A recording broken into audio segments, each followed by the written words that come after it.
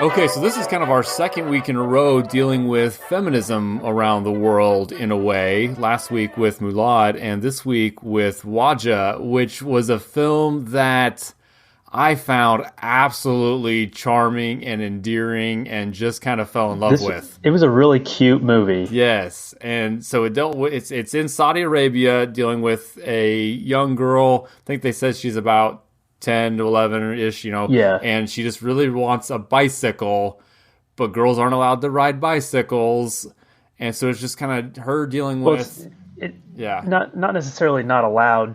No, it's just frowned not upon. really. It's just kind of outside of the social norm.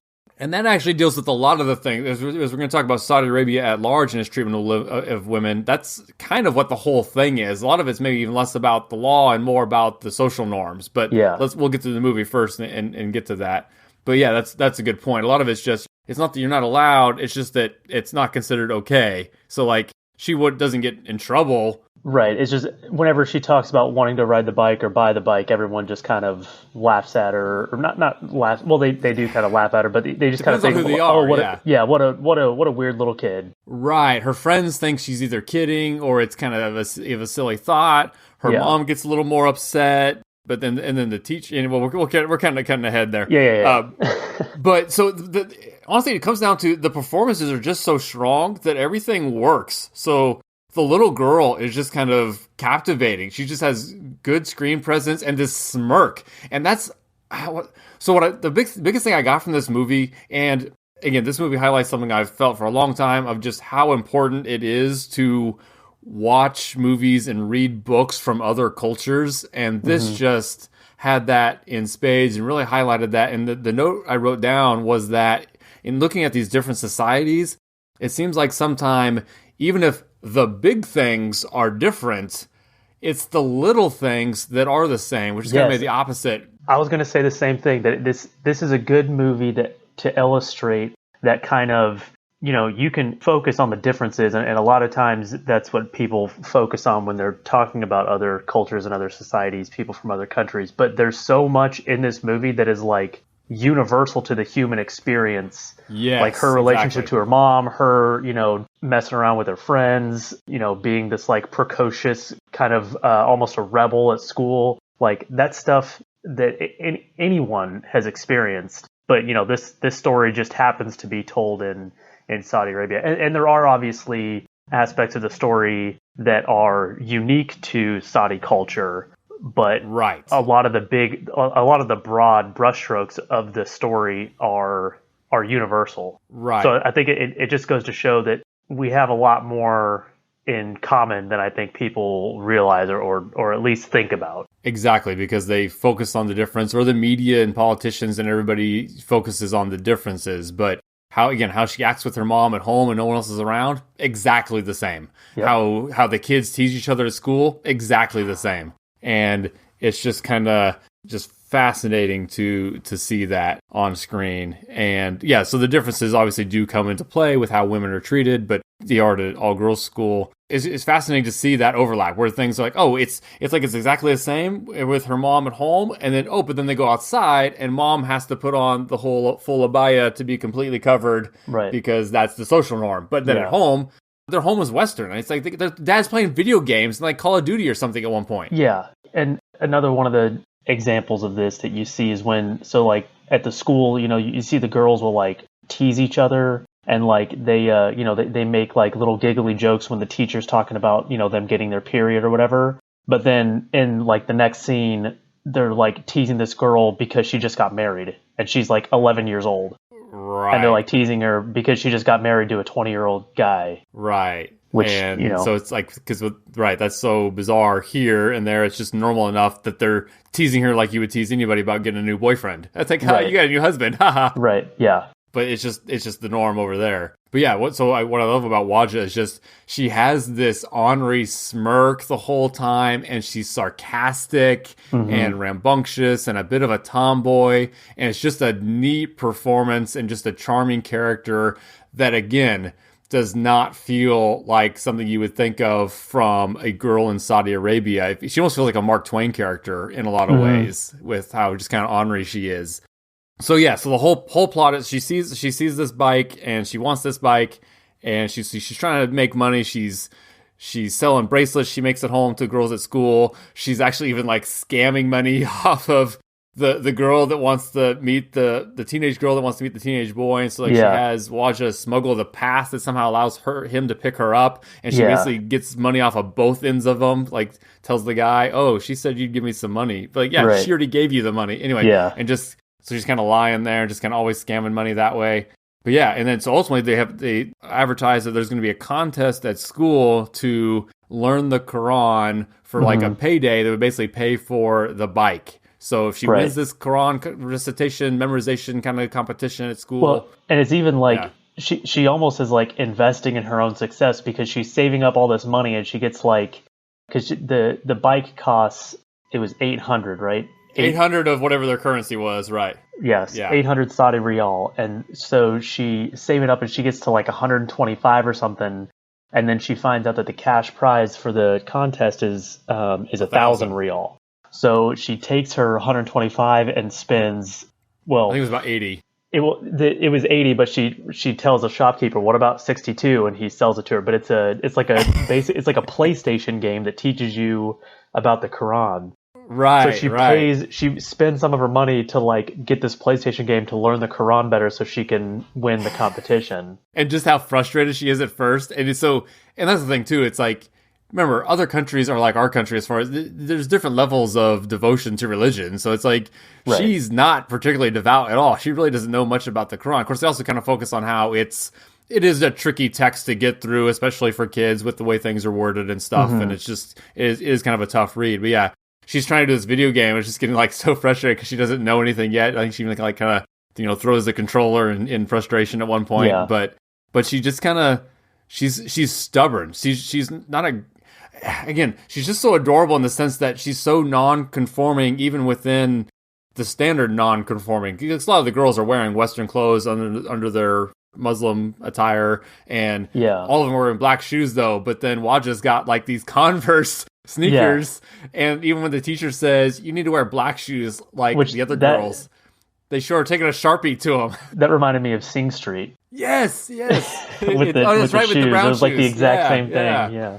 And I like how they didn't even shine a spotlight on it. Like when they show her taking a Sharpie to the shoes, that's not even the point of the scene. Like it's getting ready to talk about something else. So it's like it's almost like a side thing. The teacher said change her shoes or wear black shoes like anyone else. She's just taking a Sharpie to her Converse. And it's just kind of, again, fun and charming. And because she is kind of so stubborn and she is a very bright girl who's just not a great student because she's not focused. So once this contest has this 1,000 real whatever prize and she gets focused, she kind of pulls like this little upset and gradually becomes just better and better. Like she's the worst student in the little Quran class at first because she just is so unfamiliar with it and doesn't understand how to pronounce any of the words. And it's kind of funny too that the teacher is, because there's a scene where she like looks upset and the teacher asks her like what's wrong or something, and she says, well, this is difficult for me. Like I don't, it's hard for me to pronounce these words. But I'm going to keep trying. And the teacher's like commends her for being like so faithful, so driven, and so devout.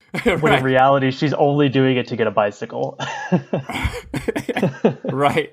And we'll go ahead and kind of spoil the ending here. So to the point that she does it. They kind of do like, I thought at first it was going to be like everyone recited the whole thing that they had to memorize. It's more like, no, they kind of do trivia questions based on those things with a recital at the end. So you basically memorize these first 4 books or whatever of the Quran, and then they start asking trivia questions about what does this phrase say or what does this word mean, and then at the end you have to do like a full recitation of, basically just start saying it from this point, and you have to have it all memorized because you aren't going to know ahead of time what point. Right. And the girl who is the favorite kind of just slipped up, and then that opened the door for Wadjda, who's kind of just come on late, and she nails it and then wins the prize. But then the teacher just kind of casually asks, "Oh, so what do you plan on doing with the money?" And then Wadjda, because she doesn't know any better, is like, "Oh, I'm gonna buy a bike." And the whole crowd starts laughing because girls don't do that. And to the point the teacher says, "Oh, then we're just going to donate the money to Palestine in your name because girls don't ride bikes." Yeah. And I'm like, no! She did all this for the bike, and then that happens. Yep. So then she goes home, and talks to her mom, and there's a kind of a B plot with her mom Right. dealing with her dad because her mom can't have kids anymore. Right. They mentioned that she almost died in childbirth, giving birth to Wadjda, and the dad wants to have a son, but the mom can't have any kids, so she's kind of upset because the dad's mom, which we don't actually see, but we hear them argue about it. The dad's mom is like urging him to take a second wife to try and get to have a son. And so when Wadjda comes home, well, so that's like this whole thing is like, no, it's kind of throughout. Yeah. The mom is like, they go to the mall and the mom is like dress shopping to buy like a pretty dress to try and, I guess convince the dad, that he doesn't need anyone else. Right. So Wadjda comes home and they're having there's like a big wedding celebration going on, kind of like out in front of their house, and they're up on the roof. And she said, "Oh, I thought my uncle's wedding wasn't until like a month from now." And the mom says, "This isn't your uncle's wedding," and kind of, Wadjda then realizes that it's her dad getting married to another woman.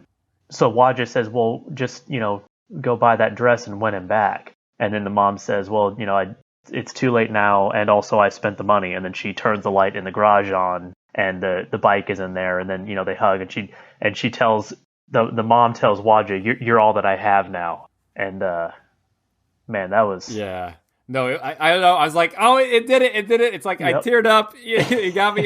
It was like the kid getting his tank at the end of Life is Beautiful. Yes. When Wadjda gets her bike. Exactly. And actually the part that was almost even sweeter was, so she kind of Wadjda goes by the shop where the bike is, like, on a daily basis, and kind of just has this like teasing relationship with the shop owner who just kind of smiles at her, and that's who she bought the game from. Right. And she keeps telling him, I'm going to buy this bike, and he kind of like laughs it off every time. But she's like, I'm serious. Right. Don't sell this bike. I'm going to buy it. And then when the mom just finally go and get it, she's like, yeah, the shopkeeper said he'd been saving it for a month or so for some spunky little girl. And I'm like, oh, no. So it's like you felt really cool about that shop owner. So, so even though culturally bike riding is not a thing for girls, even the male shop owner had no problem selling it to the mom, knowing it was going to go to the girl. So again, it's these things that aren't necessarily laws as much as they're customs and just cultural expectations. Yeah. And we do see her racing her, I don't want to say boyfriend, her male friend who does tease that her relationship with that boy is kind of cute too, because at the beginning they're he's like bullying her almost, kind of like but I mean, but in a teasing way, they're friends. You can tell they're friends. In a teasing way, but he after she loses, or after she wins the competition but loses the money, she's like visibly upset, and he's sees her walking home and talks to her, and he offers to give her his bike. Right. But she's like, but then we can't race. Right. And then she says, no, because if but how would we race? And and that's when he says, well, just so you know, when we get older, I'm going to marry you. And right. And she doesn't say no. It's just kind of this sweet little thing, because they're both like 11, and it's just kind of, it's a sweet little friendship. Yeah. And when she does get her bike, then she rides by, and he sees her on the bike, and he's like playing with his friends, and he immediately is like, heck yeah. Just runs away from his friends and gets on his bike and goes and races her. Yeah. And this whole thing there's a lot of humor in it. And like with the boys putting up political posters for his uncle or whatever that's running for office, and he's got like this giant mustache, and they're just like making all kinds of jokes about the mustache. It looks, I mean, it is kind of an insane mustache. It looks like, it looks like Dr. Robotnik. Like it's. Oh yeah. Something like that. Yeah, for sure. Yeah. Just how clever Wadjda is. And she's so sarcastic, and I don't know. It was a charming, and of course, then too, did you see that? So remember, movies are like brand new in Saudi Arabia. Well, a couple of things. Like the theaters like just opened like in 2018, I think. Yeah. And this was two things. I'm pretty sure I read it's the first full length movie made by Saudi Arabia. I'm pretty sure I read that. And then for sure, it's the first ever Saudi woman to direct a film. So this film was written and directed by a Saudi woman. So and from 2012. So very, very neat accomplishment there. And she's directed some other stuff. This does appear to be her strongest film. It is a 99% on Rotten Tomatoes. So we're not blowing smoke. This is a movie you need to check out. No Oscar nominations, but again, I'm just going to chalk that up to part of the futility of the best foreign language film, and maybe it's a little too after school, especially, you could argue, but at the same time, I thought it totally worked. It totally works, but I haven't seen any of the movies that did get nominated that year. I've seen a couple. It was the Saudi selection for the Academy. Okay, it just didn't get nominated. Right. Correct. But yeah, I don't know. Maybe it is because it has that kind of that after school special feel, and it's not really doing anything. It's not tackling a subject matter that's like anything crazy. It's just right. It's just sweet little character story about this girl.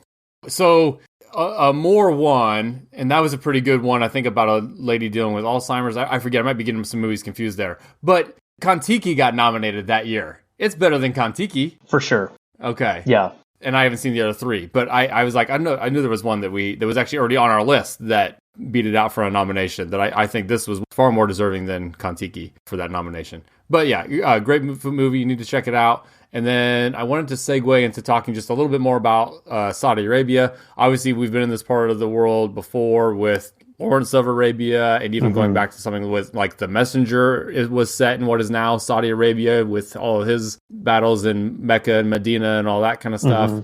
So Saudi Arabia has that monarchy that struck oil in the 1930s, and then that basically just made the whole, well, not the whole country, because it's kind of just the royal family that owned a lot of that oil, at least initially. But that was bringing in so much money that it still just kind of helped stimulate the economy overall, and then also led to this close-knit relationship with the United States. So despite obviously a lot of the issues we have with the treatment of women and other humanitarian issues in Saudi Arabia, because of their oil, we've always just maintained a strong political relationship with them over many of the other Middle Eastern countries. Yeah, the United States has a weird relationship with Saudi Arabia where, obviously things like human rights, women's rights, things like capital punishment there, are all issues. Even stuff like, accusations of like state-sponsored terrorism. So, organizations like Al-Qaeda and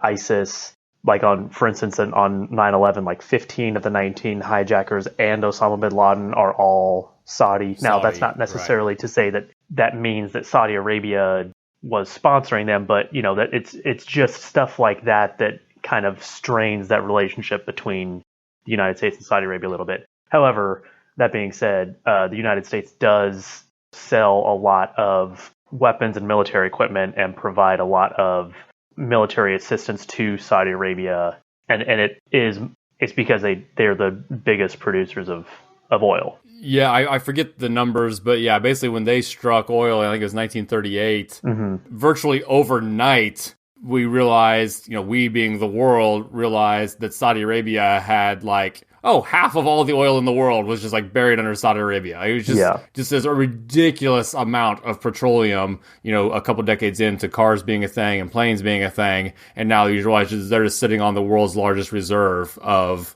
oil. And so just the money it brought in was unreal. And so they've been on the headlines recently. So the Crown Prince right now, Mohammed bin Salman, I thought it was Salam, but yeah, Salman. How do you say that? Mohammed bin Salman? That didn't sound right. Anyway, you often hear him called MBS. So he's kind of quote unquote running the country right now, even though his dad is still the king, but he's kind of just been taking a lot of charge. And so it's tricky because they have lessened a lot of the restrictions. Basically, it's kind of like we talk about with marijuana in the United States, where they're just kind of decriminalize some things. So just in the last couple of years, movie theaters have opened up, women have been allowed to drive, and they've just kind of gotten less strict on some of the religious policing things. So I was watching some YouTube videos just kind of talking about, yes, it's still culturally the norm for women to be fully covered in an abaya, but it's becoming more and more common to see women, even in Riyadh, just walking around in jeans and a t-shirt. And more so, too, it does sound like Jeddah in the west is way more liberal than Riyadh. It's kind of more in the center. So there's also a lot more women in the workplace than there was even just 10, 20 years ago.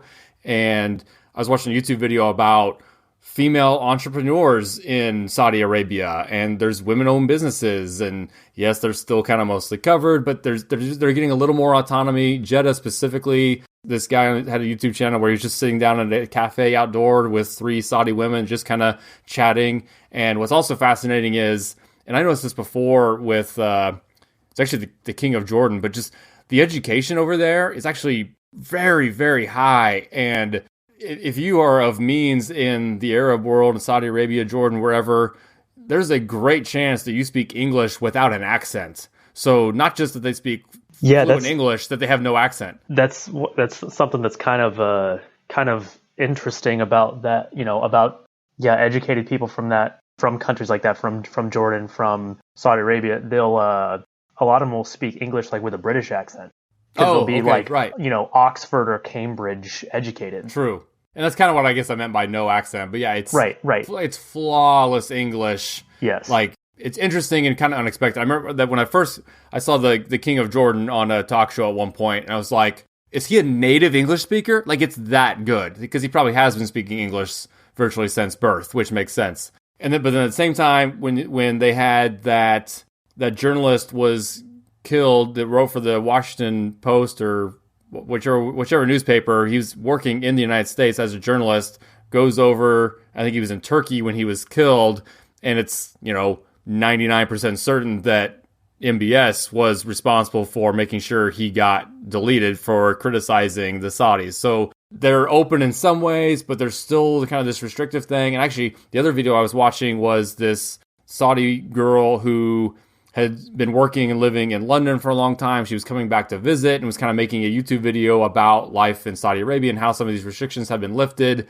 And it starts, you almost get to where like, man, I kind of think I want to visit Jeddah. This seems like a nice place to check out. It's, it's becoming modernized and westernized in kind of a neat way. Like, and it seems safe and everything. And I think it still probably wouldn't be horrible to visit Saudi Arabia. But then the moment she's in a cab and she's reading an article out loud about one of the activist women who was kind of an advocate for getting women to drive, who's actually still in prison as of this recording. And then, all of a sudden someone calls in the authorities and they basically kick them out of the country for having read that article out loud in front of someone who didn't want to hear that stuff. So it's still like they're opening up so women can drive, but the main female driving advocate is still in prison. Right. So it's a little bit of both. Yeah. And there is a lot of, there's inconsistency in how the law is applied there because they're in Saudi Arabia, and I thought that this was pretty interesting, but there's no such thing as judicial precedence. So just because a judge ruled something before doesn't mean that a current judge now has to rule the same way. He can make his own assessment based on nothing. Yes, basically you could have 2 essentially identical cases come before 2 different judges, or it come before one judge and then 10 years later come before a different judge and he can make an opposite ruling because it's however he interprets the law. He doesn't have to go on what the previous judge did. Interesting. And so there is it is becoming a lot more secularized, but like there is still, things like I think it's called the CPVPV, which is like the religious police. Yes. And I think they even mention it in the movie. I don't remember what the context was, but they do talk about, being reported to the religious police. Oh, right. No, but at the same time, this movie's from 2012, so quite a bit has actually changed in the 9 years since then. So the other one is the weakening of the guardian system. So women having to be with a man when they're out in public, and again, I think it's still kind of a thing, but it's starting to be less enforced maybe than before. But yeah, a few other changes that I think I saw, like well over 50, maybe even like 60% of Saudi college students now are women. And so really? Definitely a shift there. They're still kind of underrepresented in the workplace, but education is definitely encouraged. Then you got some weird stuff too. So I highlighted this on a Wikipedia page. It just kind of says a lot. So as of January 2019, the Saudi Supreme Court issued a law requiring women to receive a text message from the court when officially divorced. Because apparently there was a problem when women didn't even know whether or not their husbands had divorced them. Oh. Okay. That just kind of addresses so many bizarre things about their culture.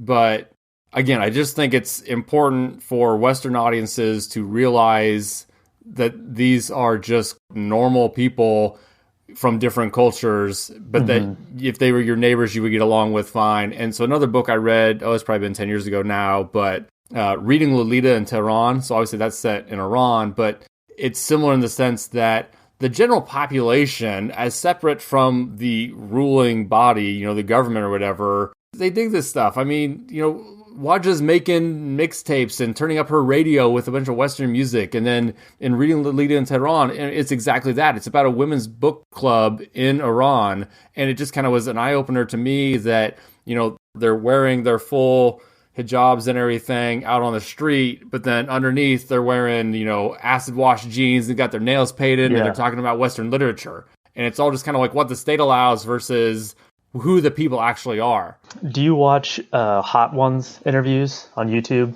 with Sean Evans? I've not heard of that. He's the guy who does like celebrity interviews where they eat the hot wings. Oh, okay, I have seen those. They get progressively hotter as they go along. Anyway, I've seen one or two of those. Yeah. Okay, have you seen the one with Henry Rollins? I don't think so.